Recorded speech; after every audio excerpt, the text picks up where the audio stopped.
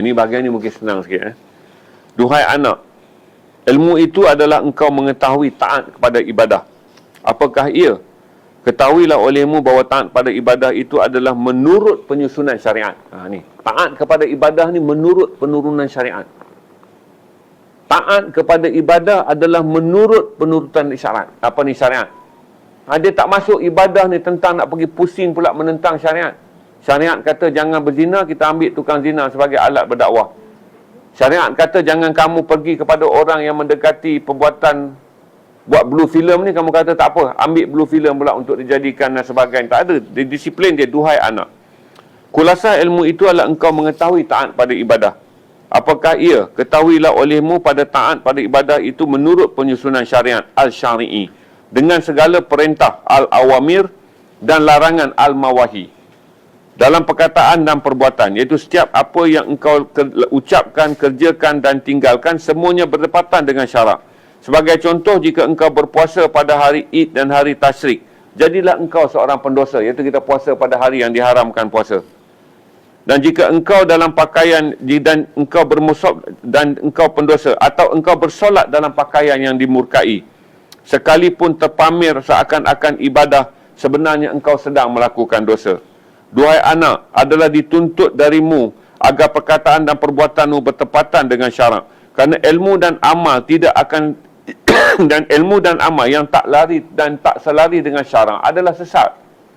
Ilmu dan amal ni, kita nak buat ilmu, kita nak buat podcast sebagai tujuan kita nak buat apa-apa kerja agama, tapi dia bertentangan dengan syarak, adalah sesat. Dan berwaspadalah daripada tipu dan luahan dan pancuran para ahli sufi yang palsu. Oleh kerana itu, di jalan ini tasawuf adalah jalan mujahadah, iaitu mencantas atau mengawal nafsu syahwat dan membunuh keinginan-keinginan dengan pedang lidah dan latihan diri.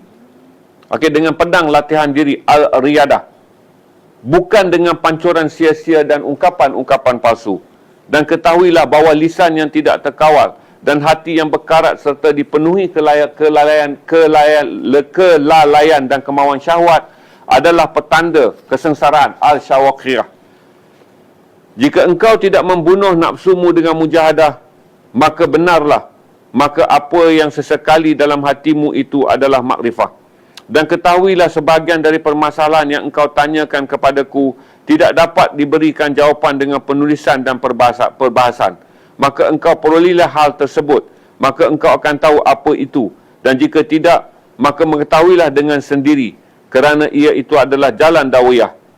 Dan setiap perkara yang dahili tidak akan dapat diperjelaskan pemerihalannya dengan perkataan, seperti kemanisan benda yang manis dan kepahitan benda yang pahit. Maka tidak dapat diketahui dengan rasa. Maka engkau dihikayatkan bahawa seorang yang mati pucuk telah menulis surat kepada sahabatnya memaklumkan kepadanya bagaimana kelazatan pertubuhan. Jadi orang-orang yang tak tahu satu ilmu, dia tak akan dapat jelaskan satu ilmu. Bagi seorang yang kalau dalam diri dia tak ada perkara tu, macam dia katalah, seorang yang mati syahwat, dia pergi tulis surat kepada saudara dia bercerita tentang nikmatnya pertubuhan, sedangkan benda tu dia tak ada, ilmunya dia tak ada. Maka tu Imam Ghazali sangat menekankan kepada syarak, pegang kepada perkara-perkara syarak, perkara-perkara asas. Sebab tu kita duk cerita ni, tafsiran kita tentang hidayah ni lari pada asas. Hidayah ni maksudnya kita buat podcast, kita tak kata hidayah, kita kata benda tu benda yang baik, benda tu benda untuk tujuan baik, hidayah. Tapi sebenarnya lari, kerana dia jauh pada syarak. Tak akan datang hidayah tu selagi dia tidak berada dalam kaukus syarak, dalam lingkungan syarak. Itu sahaja Imam Ghazali pesan dalam kitab ni.